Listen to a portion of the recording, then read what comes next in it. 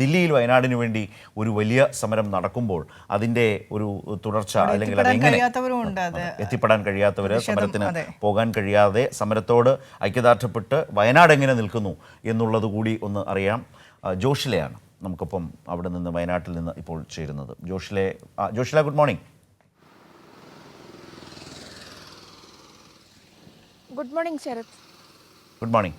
ഇന്നിപ്പോൾ വയനാടിൻ്റെ സമരമാണ്, വയനാടിന് വേണ്ടിയുള്ള സമരമാണ്. മുണ്ടക്കൈ ചൂരൽമല ആ നാടിന് വേണ്ടിയുള്ള സമരമാണ് ദില്ലിയിൽ നടക്കുന്നത്. ആ സമരത്തോടുള്ള വയനാടിൻ്റെ അനുഭാവം അതെത്രമാത്രം ചർച്ചയാണ്? അതിലേക്ക് പോകാൻ കഴിയാത്ത ആളുകൾ അതേ മാനസികാവസ്ഥയോടെ ഈ സമരത്തിന് പിന്തുണ അർപ്പിച്ച് വയനാട്ടിലെ ജനത നിൽക്കുകയാണ്.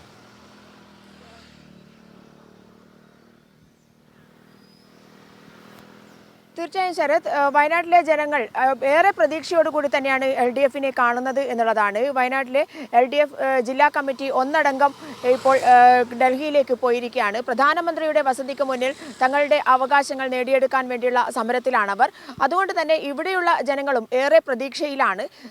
അതേസമയം തന്നെ സംസ്ഥാന സർക്കാർ എല്ലാ നടപടികളും പൂർത്തിയാക്കിക്കൊണ്ട് മുന്നോട്ട് പോയിക്കൊണ്ടിരിക്കുകയാണ് എന്നുള്ളതാണ്. കേന്ദ്ര സർക്കാരിൻ്റെ വിഹിതം കാത്തു നിൽക്കാതെ തന്നെ രണ്ടാം ഘട്ട പ്രൊജക്റ്റ് പുനരധിവാസ പ്രൊജക്റ്റിൻ്റെ കരട് രേഖ തയ്യാറാക്കി കഴിഞ്ഞു എന്നുള്ളത് അവർക്ക് ഏറെ ആശ്വാസം നൽകുന്നുണ്ട്. ഞാനിപ്പോൾ ചൂരൽമലയിലേക്കുള്ള വഴിയാണ്.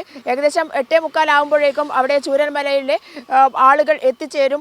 ഞങ്ങളോട് അവർക്ക് സംസാരിക്കാനുണ്ട് എന്ന് അവർ ഇന്നലെ തന്നെ ഞങ്ങളോട് പറഞ്ഞതാണ്.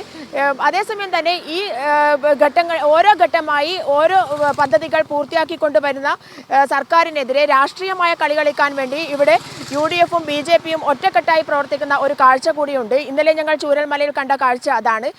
രാഷ്ട്രീയമായി ഇവരെ അവിടെയുള്ള ജനങ്ങളെ തെറ്റിദ്ധരിപ്പിക്കാൻ ശ്രമിക്കുക. എന്നാൽ പോലും ഇന്നലെ വിരലിൽ എണ്ണാവുന്നവർ മാത്രമാണ് ചൂരൽമലയിലേക്ക് കുടിൽക്കെട്ടി സമരത്തിന് എത്തിച്ചേർന്നത് എന്നുള്ളതാണ്. മറ്റെല്ലാവരും തന്നെ സർക്കാരിൻ്റെ ഈ എല്ലാ പ്രവർത്തനങ്ങളെയും അംഗീകരിക്കുന്നു എന്നുള്ളതാണ്. രണ്ടാം ഘട്ട കരട് രേഖ തയ്യാറാക്കിയതോടുകൂടി നേരത്തെ ഭൂമിയും വീടും എല്ലാം നഷ്ടപ്പെട്ടവരായിരുന്നു ആ ലിസ്റ്റിൽ ഉൾപ്പെടുത്തിയത്. ഇപ്പോൾ വാസയോഗ്യമല്ലാത്ത വീടുകളുള്ളവരെ ആ ലിസ്റ്റിലേക്ക് കൊണ്ടുവന്നിരിക്കുന്നു. ഇനി ഓരോ ഘട്ടം ഘട്ടമായി സർക്കാർ പദ്ധതികൾ പൂർത്തിയാക്കിക്കൊണ്ടിരിക്കും എന്നുള്ള വിശ്വാസം അവരിൽ വന്നിരിക്കുന്നു എന്നുള്ളതാണ്.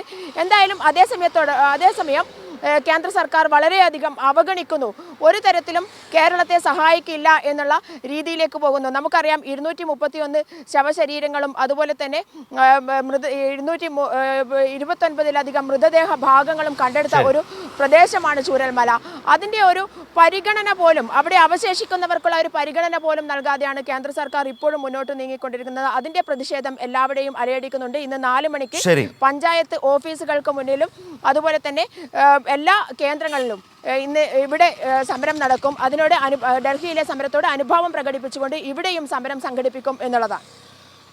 ഏതാണ്ട് വല്ലാത്തൊരു സാഹചര്യം തന്നെയാണ്. അതായത് ഒരു വലിയ ദുരന്തത്തിൽ സഹായത്തിന് വേണ്ടി സമരം ചെയ്യേണ്ട അവസ്ഥയിൽ കേരളം എത്തി നിൽക്കുന്നു. അത് ദില്ലിയിലും വയനാട്ടിലും ഒരുപോലെ സമരം ചെയ്യുകയാണ്. വൈകുന്നേരം വയനാട്ടിൽ സർക്കാർ ഓഫീസുകൾക്ക് മുമ്പിൽ സമരം, രാപ്പകൽ സമരം ദില്ലിയിൽ ജന്തർ മന്ദറിൽ. ഇതാണ് സാഹചര്യം.